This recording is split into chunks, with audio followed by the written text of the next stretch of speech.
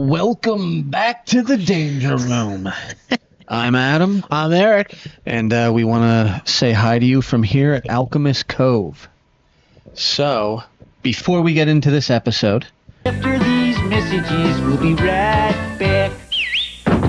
We just want to say, make sure you stop in and check this shop out. It is the best shop you can go to for comics, cards, accessories, table games, board games, whatever you might want to do. They even have samples upstairs in case there's a game you're thinking about getting. Yeah. You want to stop in and check them out. Don't forget, this is a new location. It's next to the Roman Delight on 61 South. It's huge. This place is massive. It is so big, and the inventory looks like it has tripled in size. More statues that I didn't buy Yet. We'll talk about that later. Anyway, make sure you stop in and check it out. It's the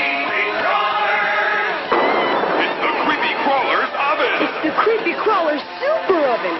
Wow! Mega Bowl! A super oven and a timer! It makes bigger, better bugs! And now you can make your own Mighty Morphin Power Rangers! Cool! It makes super-sized bugs and Power Rangers super fast! That's why they call it the Super Oven! The Creepy Crawler Super Oven comes with everything here. Other mold, plastic goods, and something. Your parents put it together like golden batteries not included. From Toymax. So now on to the Green Ranger episode 4. We're really ramped up here a little bit, I think. I think this is actually... now we're starting to get into the real thick of it, you know? Yeah, the Rangers are back together. Yep. The Green Ranger maybe goes full power here. We'll see. I don't know. And we'll see. You know what? Opening title sequence, it goes fucking hard.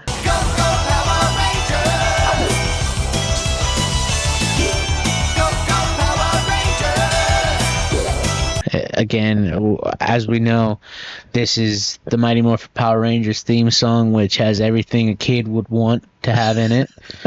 You know. And this episode opens up with a weird gargoyle guy. I don't know his name. I think it's Finster, but I don't really know. Saying we have Goldar smashing things to lure the Rangers into the oven. Mm-hmm. Then Eric cuts in and says... And then it's lights out for the Megazord. Rita explains her plan about creating the Eclipse again. Yeah. The weird gargoyle-looking guy, again, I think his name's Finster, says, I suppose you're not going to use my monsters to destroy them. So he's kind of butthurt about... Yeah, I think now we're kind of seeing some dissension among the villains here, like, you know. Maybe it's starting to turn. Yeah. And he says, you're probably going to use that Green Ranger. And Eric says, you're going to be in trouble. Oh. And then Rita laughs. Oh. We cut to the Green Ranger, who now has his evil sword, and he's still practicing fighting the air. Bro's going to wear himself out. He lets Rita know he's ready for battle, and he's ready to destroy the Power Rangers. So it's game on now. So we're getting into the fight. Yep. Goldar, he's destroying the city. He's blowing stuff up and kicking stuff around. The Rangers still haven't morphed and teleported in. Then we cut to them, and they're in the command center, and Jason says, man, I can't believe we're stuck here. Then Billy has an idea. He opens the command console and starts rewiring shit again. Which, that dude just hot-wired a command center. Yeah, weird Alpha didn't think of this, huh? Huh. This goes back to a theory I had last episode. Maybe this is the evil Alpha saga. And maybe it's a guy now instead of a girl, Well, like it was. Guy. No, Yeah. well, it could be argued. The Rangers are rooting Billy on. Uh-huh. Alpha's not saying anything. He looks nervous that Billy's going to get it. I really think he's a double agent at this point. And you can tell he looks nervous with the visor thing because it's going back and forth faster. Yeah, he would be sweating if robots could sweat. Yeah. So Billy figures it out and the lights come on, and it looks like everything's restored except for Zordon. The Rangers morph. Mastodon! Pterodactyl! Triceratops! Saber-tooth tiger! Tyrannosaurus! Power Ranger! And teleport in. Mm-hmm. So that whole problem that they faced there was about 20 seconds of an actual problem. Yeah, because Billy just goes, oh, let me open up the hood real quick. He turned into like an uncle from a garage You go in and you're like, oh yeah, the car's making a clicking sound, and he opens it up, rips something out that you don't even know what it is, and it's like, yeah, there Sparks it are is. flying. Sparks are flying, and he's like, there's your problem right there. The Morph Rangers teleported in and they begin fighting the putties. Mm-hmm. Dude, screw the putties. Get in your Zords and fight Goldar. He's destroying shit. What are you doing? I feel like the Rangers, whenever they fight the putties, they need to fight the putties so they can get a couple of their lines in. You know, That's true. That's true. You know, without those lines, it's not going to be a good fight. That is true. Yeah. Then Scorpina teleports in, jumps down off a building, and begins fighting the Rangers. Mhm. She's absolutely running through them. Why didn't we just let her beat the Rangers instead of the Green Ranger? Scorpina seems like she's an absolute animal. I think like this is she's one of hot. those times. Yeah, one of those times where it's just like, you know, you don't have to count on the Green Ranger all the time. You're throwing in your star quarterback too much. That's true. That's true. Yeah. Use the surrounding players every once in a while. Anyway, so Scorpina says to feel her sting. She throws her sword and it hits every single Ranger like a boomerang. Mm-hmm. And Alpha kind of warned them they should have dodged that, I think. She said, watch out for her sting. And she immediately listen to hit me. every single Yeah, Ranger you didn't with it. listen to me. Meanwhile, Zordon is able to communicate in the command center. Now Alpha has to pretend like he's been working on it the whole time. She tries pushing a couple buttons. He's like, oh no, Zordon. Zordon fades out. Kind of weird, right? He's a double agent. We cut to Ernie. He's getting everyone out of the rec center. Bulk and Skull are trying to finish their ice cream quick. And pieces of debris are falling down on the table next to them. Yeah, which they seemed pretty calm. Ernie seemed pretty chill Yep. as everything's crumbling down around them. So Bulk finally hurries up and finishes his ice cream and they rush out. All the people are running into the streets, which I don't think is safe and probably not what you should do in an earthquake. Yeah. Especially if there's a 500 tall sphinx looking monster with a sword just throwing shit everywhere. Outside is a bad idea. Bulk and Skull decide they're going to hop on the youth center bus and they start driving it around in an earthquake, which I also don't think is recommended. Also, we get a quick glimpse at Rita's mode of transportation, which is a flying bicycle. Bro, I bring that up later. Has it always been that? I never noticed she's on it's not even a bicycle, it's a unicycle, I think. It is a unicycle. Anyway. Yeah. We cut back to Alpha, who's doing everything he can to stop Zordon from communicating. The Green Ranger teleports into the command center again. They really should do something about that at this point. Yeah, I think it needs to be critical. He sneaks up behind Alpha and pulls a chip out of his back. Alpha falls over. But he actually probably should have just let Alpha go. It was the best thing he had going in the command center. And another thing that I don't understand is how is he sneaking around? Again, the command center is a sign of a broom closet. How are you sneaking? How are you sneaking up on a robot? Man. So Rita teleports down to Earth. Jason trash talks her a little bit, and then Goldar swings his huge sword at them. Also, here is where I noticed that Rita's on a flying unicycle. Never noticed it before. Yeah, it was in that one part. Bulk and Skull are driving the bus through the countryside, and they're fighting with each other. Goldar sees their bus, scoops them up, and reveals that Bulk and Skull are on the bus. Jason yells out, "Put them down!" Yeah. Goldar keeps juggling the bus around in both hands. Skull asks why buses don't have seatbelts, and actually that is a pretty good question. Why don't buses have seatbelts? I don't know. Never thought of it. It's That actually dude's a great. prophet, man. He's a philosopher. Cut back to Tommy in the command center. He's going to make sure Zordon is history. Zordon comes through a little bit, and he's like, "What's happening?" Tommy says, "I'm what's happening, old man." Oh, my God. Dude, he's so fucking awesome. Also, is Zordon a guy? Like, is he like a... Yes, he's a guy. Well, no, I mean, like, when he says, like, old man, I thought he was an alien. I don't know. I like it, though. Yeah. He says, "It's me, Rita's prized warrior." Zordon lets him know he doesn't have to follow the dark path. Yeah. Tommy says, "You're wrong. She will win and evil will rule."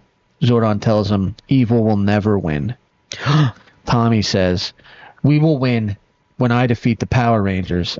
He says he'll send Zordon to another dimension where he'll be lost forever. He then laughs, starts pushing buttons. How does he know how to use it better than Alpha? Yeah.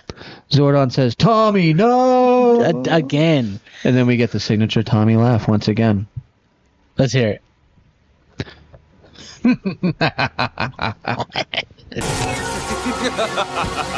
Something like that. Yeah, that's so awesome. Also, there for a couple minutes, you had that like dare program. Don't do drugs, Tommy. The Rangers teleport to the beach for some reason. Again, I feel like we missed some critical piece of information. That they're just Their putties are going to push the bus off a cliff. So apparently Goldar put them on the edge of a cliff, and they're working. Anyway, we definitely missed something. So Bulk and Skull can't get off the bus because the doors are being held by putties. Yeah. Meanwhile, Eric and his buddies are pushing the bus off the cliff using You know what? I'm just gonna go with it now. I'm just gonna go with it now. I'm hot. Oh, goddamn right you are. Kimberly yells out, "We got to do something!" The back and forth between Bulk and Skull is actually kind of funny, and I gotta admit, like, you know, Bulk's like, "I miss my mom," and Skull's like, "I miss your mom too." I never realized as a kid how funny it was. It's kind of cool too that like Bulk and Skull are in trouble, and who's the first person to say something that they have to do something? The person they bully the most. Yeah, Kimmy. So, and also, is there something there? Ooh, I don't. Is there something there? Man, maybe she has something for Bulk. Yeah. I mean, honestly, there could have been a million other things they could have been doing instead of and are saving they Bulk. really the bullies if we're calling him Bulk? Right? Maybe he's The lashing Rangers, out. the Rangers were the bullies all along. Yeah. Anyway, that's it. Before we get too off topic, Sorry. the Rangers discuss what to do because they think they'll send the bus over for sure if they act. Mm-hmm. So we cut to Zordon telling Tommy, "You'll never get away with this." And Tommy says, "Oh, but I already have." And he begins pushing buttons that Alpha couldn't figure out just moments ago. And Zordon says the Rangers will stop you. Tommy says, "I don't think so. Your superhero crew can't help you now." Yeah. He turns his back and Alpha pops alive. Was he just pretending the whole time? Yeah, he was. What was that? Was the rope-a-dope, if you will. Alpha says, "Maybe they can't, but I can. Computer, activate force field." That's my best Alpha voice. That's all you get. Whoa. It probably Around you, can't the really intruder. you probably can't do a good voice because you're not a girl. Around the intruder. Yeah, because you're not a girl. That's why you're doing a good voice of that. That was my male Alpha voice. But how about that, man? Faked being injured to get a force field. And then Tommy's trapped in the energy So bubble. if she's capable of doing that, He is. maybe it's possible she might have been in on it the whole time. Oh, man. And if they could do this energy bubble force field trap, why didn't they do it way sooner? When he first snuck in to the broom closet command center. So Zordon lets Alpha know that the grid is failing and he's losing contact. Alpha says, "Aye. I'll get you back." Why is he programmed to say aye now that I think about it? I guess that's just big distress signal back then. Tommy says, "It's no use, robot. Zordon is gone forever." And he laughs. In his bubble. Bulk and Skull are holding each other, prepared to be thrown over the cliff. Yeah. The Rangers summon their Zords. Eric and his buddy dump Bulk and Skull over the edge. That makes me laugh whenever I say it. So, I just want to say, when they show the bus falling over the cliff, there's no way them two should have survived. There's absolutely no way. So it goes over. And they summon the Zords. And the Rangers activate their power crystals, which I never thought about, but I feel like they should be explained a little more in the story. You know, when they first, like in the first episode, when they make the power crystals like appear, Yeah. and then they start using them as joysticks, Yeah. how did they know how to do that? I feel like we need some backstory on the power crystals. Which are the power crystals? I always thought the power crystals were the power coins. That's what they, like when they do this. It's coming out of the coin. Yeah. I don't know. We need to do some research on what What this is it, like an ignition key? Anyway, they form the Megazord. The bus begins to fall, and the Megazord catches it out of the air, Classic placing it MLB style. safely on some little terrace to the side. Yeah. Bulk and Skull are super happy they're alive. At least they think they're alive. And then they pinch each other. Yep, they're alive. That's how you know. Yeah, you gotta... For anybody watching, that's the ultimate survivalist. Yeah, so whenever I think that my wife might have died in her sleep. I just pinch her, and then I sleep on the she's couch for fine. 2 weeks. Yeah, she's fine. It's when they don't move. Apparently, pinching my wife is the easiest way to sleep on the couch for several weeks. Interesting. Don't, Eric, I know you're immediately going to pinch her the next time you see her. I don't want to sleep on your couch. Megazord is now fighting Goldar. The eclipse begins. Billy recognizes right away that they're going to lose power. They're doing very well against Goldar, but Scorpina jumps in to the fight. Rita makes her grow. All I can say again is, damn! Now they're fighting Scorpina and Goldar at the same time. And they are getting their asses But then I kicked. realized that Scorpina transformed into some weird ugly monster. Yeah, they didn't explain that either. Why does she look like a nice little Asian girl, Yeah. small size, but then she turns into a monster? So then, because then my first thought was, okay, well, then why isn't Goldar Turned into a human when a he's big. human? Yeah. And I think to myself right away, like, now I got to take back the damn that I just said. Yeah, because she's On second thought, no, I don't. She's still sexy. I don't care if she's a scorpion monster. Anyway, however, why does she change? It doesn't make any sense. The Megazord is now down to 50% power. They get knocked over. Rita says the solar eclipse is a thing of such beauty, isn't it? Yeah. Now you'll be powerless to stop me. They summon the power sword thinking that this might help, which must be a backup generator. Apparently, it boosts the system a little bit somehow. So Alpha can't figure out a way to get Zordon back. Weird. And then Interesting. Tommy taunts him. The power sword transports right to their hand, even though they're lying on the ground. Yeah. They stand up. This gave them a little bit of power. Now they're able to fight Scorpina and Goldar. Jason says, now we have a chance. No, you don't. See, they have 50%. They get the sword, and it goes to 52. Tommy taunts Alpha, saying, what's the matter, little mechanical misfit? Can't you get things to work?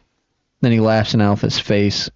Alpha says, He's so cool. it's time to find out who's under that mask. Rita calls upon the Green Ranger and teleports him out of the energy bubble. Alpha says, ay, ay, ay, ay, ay. What a useless bubble that was. Yeah, he got out immediately when they needed him. That was just what a terrible bubble. What an awful security system you have. Tommy is teleported to the battlefield and Rita makes him grow. I bet she does. Yeah, I'll tell you what, man. I was thinking to myself, when Tommy grows, does all of them grow, or is this just the one part stay the same size? Magic wand, make my ranger grow. And he does. Then he begins fighting the Megazord with his evil sword. Yeah. And he seems to be way more agile than the Megazord. Jason asks for all the power that's left. Tommy continues to slash at the Megazord. Goldar and Scorpina help surround them. Scorpina hits the Megazord with her stinger, the literal one thing that Alpha asked them to dodge. Yeah. There's sparks. There's color changes. There's explosions. Say what you want. The show's exciting. Yeah, it's pretty awesome. Tommy and Goldar put their swords together and shoot an energy blast at the Megazord, which causes it to explode. Which also, question, why didn't they just do that in the room against Jason? Yeah, that's a great question, actually. That was the one thing I didn't understand. Like, if they had that power the whole time, I bet they could have found him in the fog machine if they put their swords together. But the Rangers are probably okay, right? Right? No. Anyway, the ground splits open and fire rises out of the ground. The Megazord falls into the crack in the ground. Yeah. The Rangers are thrown out. The eclipse has now fully passed. The Rangers are unmorphed and the Megazord falls into lava. Yeah. We see all the Zords descending into the lava. Yep. The Rangers acknowledge that the Zords were always there when we needed them, and now they're gone. This is the saddest part of this whole show. I probably cried myself to sleep this night. So, I did have a problem with it. All right, what's that? I think it was great and all that. The problem that I have with it is the Earth splits open. Yeah. Right? The Zords descend into the earth, the lava, yeah. into the lava, right? And, you know, that's it. It's done. The problem I have is they use the footage of the T-Rex coming out of the lava to show them that the T-Rex is going down into the lava. That's neither here nor there. But I'm just saying, if you're going to tell me that the Zords are destroyed, No, they're destroyed. You can't They're destroyed, use, Eric. You can't use the same footage as you're doing, showing them appearing. The Rangers are now back in the command center. Yeah. They must have run, I guess. Well, Why didn't Rita have the Green Ranger finish them off at this point? why not just step on them? Alpha asks what the chances are that they can get Zordon back online, and Billy says less than 10%. 10%. I guess that means let's not even try. Yeah. There's no point. It's 10%. Jason says, isn't the smallest chance of victory enough of a reason for us to keep fighting? My God, The world needs us, Rangers. My God, he's a born leader. Zach tells him, let's face it, the Green Ranger was Rita's trump card, and she played it. And that's why he's the Black Ranger. She won. Yeah. That's what he said. Come on, Zach. Yeah, shut your mouth. Alpha says he can't accept that, and Zordon won't accept that. Yeah. Trini says, Zordon's not here. Bro, they are down. They are down. This is bad. Damn, Trini, way to rub it in. The computer makes a weird noise, and Alpha says it has an answer. When the Green Ranger was trapped in the force field, the computer locked onto his interspatial bio-vibration. What is that? Is that a weird way of saying DNA? No. And has been running it through the system to make a match. The viewing globe displays who the Green Ranger is, but they start at his back. And they slowly rotate around to the front, and this screen is so pixelated. Yeah. All of the Rangers are surprised. To and they see? say, Kimberly, look! Which is kind of a dick thing. Yeah. Guess what? They see that it's a pixelated picture of Tommy. Kimberly is so surprised. To be continued. So, one thing that I noticed about this part is when I was watching it and Tommy appears, the only vibe that I got was when Obi-Wan Kenobi finds the viewing camera of Anakin Skywalker killing younglings. Why is that where your mind? Because it was the same Yeah, but what's thing. weird about it is every time we talk, you bring up that scene. You relate it to everything. Everything, because it goes back there. But dude, it was like, oh my God. I've seen things. Yeah, that was mind blowing. And not one person, as they watched Tommy appear on the screen, go, he's wearing green. How didn't I see this before? We are so surprised that it's Tommy who is the evil Green Ranger. I would have never known. And that, my friends, was episode 4. Watch us on YouTube in short form. Spotify in long form. And hopefully, if you've been along for this little journey, you'll like and subscribe. It goes a long way. Share us on Facebook with your friends. Tell all your friends about it. Please. And Subscribe. one final episode. We'll see you next time. Bye.